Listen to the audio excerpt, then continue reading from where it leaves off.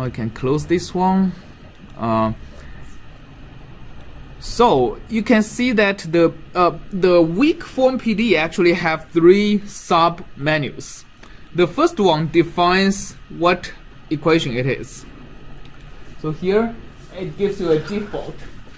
Okay, the default has a test UX. So UX is a shorthand for the derivative of U with respect to X. So test is actually basically the test function, or in our form, the test UX is actually this. Is the delta is the variation on the derivative of U with respect to X. It's called the test function because it's if you look at the form, it's basically saying that this equation has to be 0 for any delta U, right? So this is why it's called a test function. So here, the default given to you is minus test UX times UX plus 1 meter to the minus 2th power, because it wants to be dimensionally correct, right? So in the first term, the first term has a unit of basically. So the solution U is dimensionless here, but X actually has a dimension of meter. So the first term has a dimension of 1 over meter squared. So it wants to make the dimension correct. So actually, if you in COMSOL, if the dimension is wrong, you won't be able to even enter this. It'll display a different color. So I mean, it has to be. You have to make it dimensionally correct for COMSOL to accept it. All right. So can somebody tell me, just by looking from this, what equation is it trying to solve? What's the default equation in COMSOL to solve?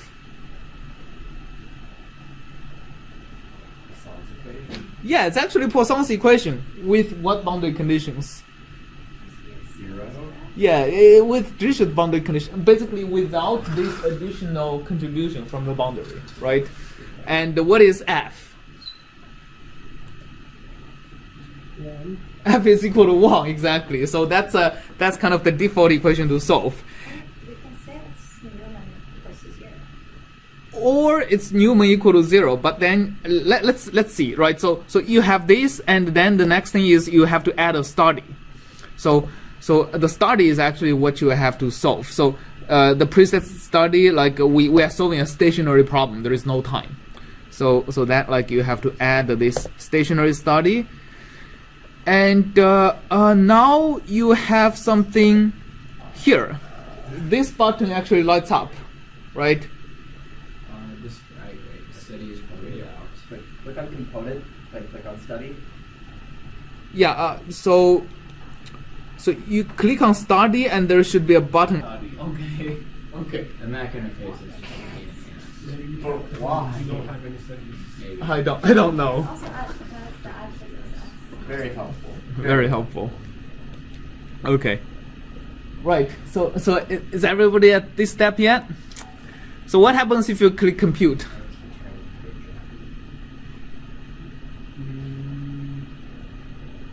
Anybody clicked compute yet?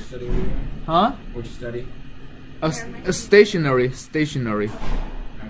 Click add a stationary study, because there is no time in our differential equation, right? I won't compute. Huh? I won't compute. Why? So you set out the conditions.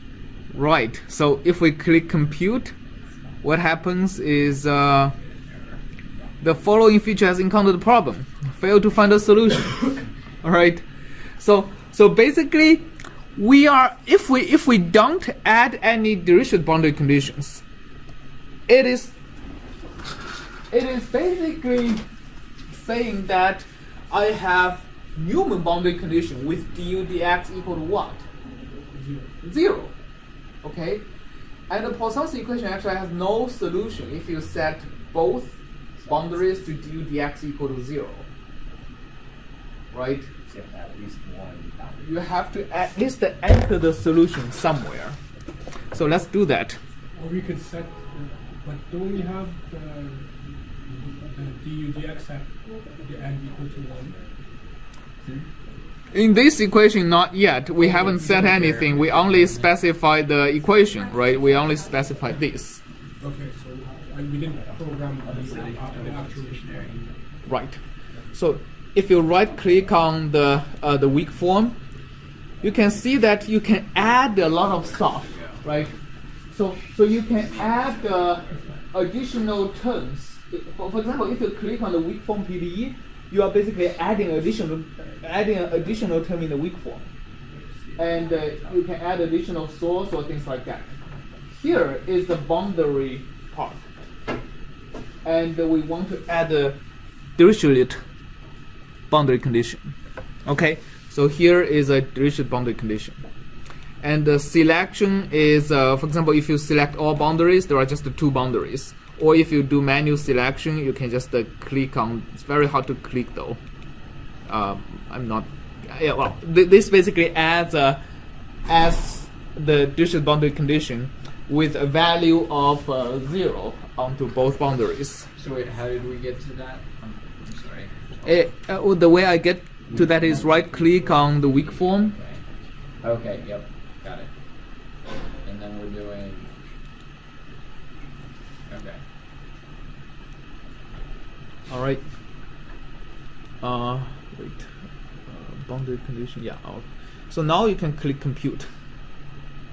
Setting it to 1. I set it to 0, and what I get is a solution the same as what we got in MATLAB the other day. Right? It's anchored at 0 on both sides with a maximum of 1/8.